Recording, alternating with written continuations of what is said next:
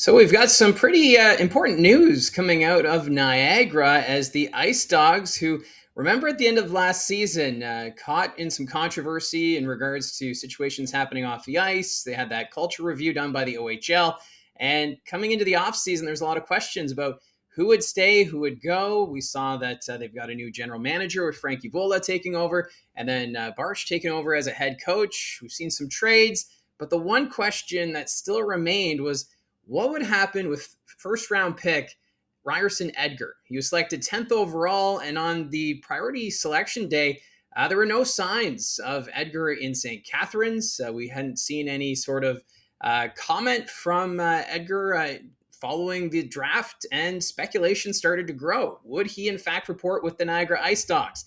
And when that started happening, there was that feeling of, oh no, here we go again with the Niagara Ice Dogs.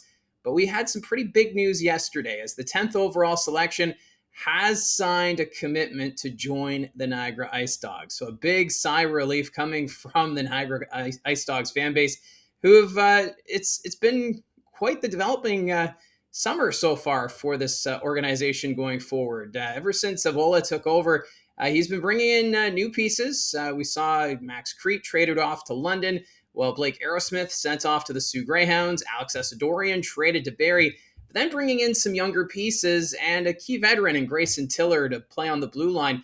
As this Niagara Ice Dogs team, can we say they're going to be a contender? Not yet.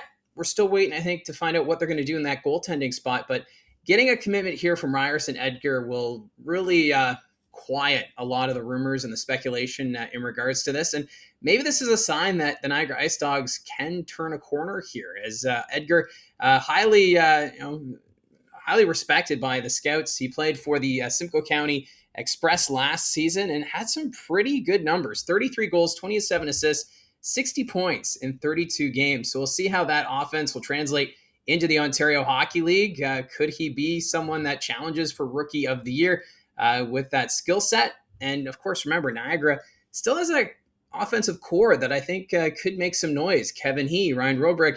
Does Brady Wasselin come back? I know he's got that commitment to the NCAA. We still don't know when he plans to go off to the college route, but still, I do like the pieces up front with this team. And I think Ryerson Edgar will really help maybe on the third line for the Niagara Ice Dogs next season. So things looking up for Niagara. We're just waiting for what are they going to do in net? Are they going to acquire a veteran goaltender, or is there somebody in the system that could step up and take charge? Kind of like what we saw with Owen Flores last year. Really, he set the tone for the Ice Dogs in the first half of the regular season and really kept them in the fight in the playoffs against the Barrie Colts in that first round. So a great signing here as Frank Avola. You got to give him an A for his since coming over from the Windsor Spitfires for what he's been able to do with this team.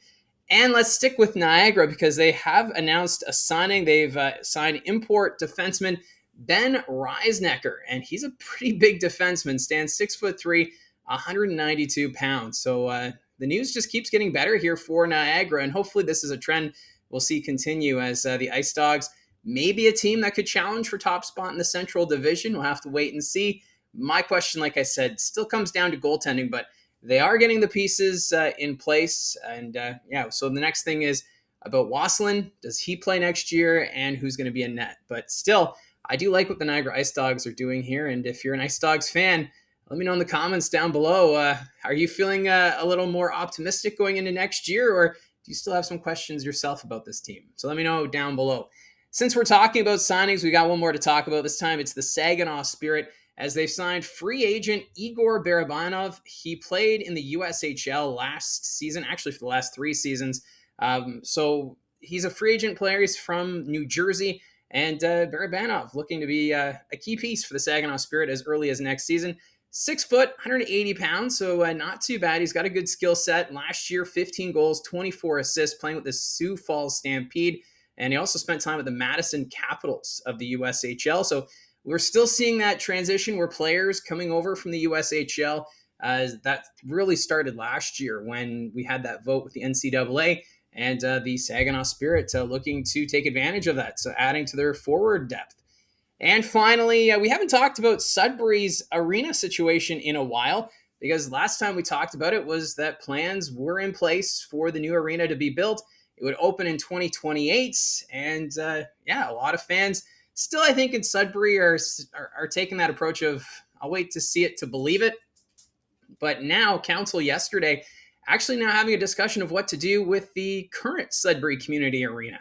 So they had a discussion yesterday. Staff brought in a proposal, as it sounds as though they want to find a developer to keep the Sudbury Community Arena. It's got so much history, 74 years that it's been operating in the Nickel City. But 2028, what do you do with this facility once the new arena is open and the Sudbury Wolves move across the street? Well, the city wants to find a developer who's willing to keep the building as is, but maybe turn it into an event space of some sort. But if they don't find a developer, they will resort to demolition. They don't want this building sitting vacant for too long. If you're from the Sudbury area, you know about the hospital on Paris Street. It's been a bit of an eyesore since that whole situation happened. Right now, remember, it turned into an art project, and anyways, that's still, if you're in the Sudbury area, you know what I'm talking about. So they don't want that to happen with the Sudbury Community Arena. They want to find a developer between now and 2028, develop a plan for what to do with this facility. And if they don't have a developer, then demolition's the plan. And it'll just be parking spaces for the new arena when it opens in 2028. Eventually, they want to have that land developed because it's downtown Sudbury. But you got to get the ball rolling at some point. And now that you know this arena is going to be built, what do you do with the old arena? I can't wait to take a couple more trips up to Sudbury, just because I used to cover the Sudbury Wolves. It was one of my favorite arenas in the Ontario Hockey League. Actually, still is one of my favorite arenas in the OHL. So it'll be really too bad to see it go in the future. But it's past its expiry date. The Sudbury Wolves, they do need a new venue. And I'm pretty excited to see what they do with this new arena, but still, there's still a part of me that's like, it'd be nice to see the old arena stick around, the old barn. So hopefully this plan for development, maybe turning it into some sort of an event center, can take shape, because I'd hate to see it just be torn down. But either way, figured I'd update you here on the channel. I'll let you know what's going on in Sudbury. So if you have anything you'd like to share in regards to the Sudbury Arena situation or Niagara, you can leave that down in the comments section below. Appreciate all your support. If you haven't clicked subscribe already, you can do so today. Join the community here in our corner of the internet. So thank you again for all your support. Don't forget to hit like and subscribe, and we will talk to you again soon.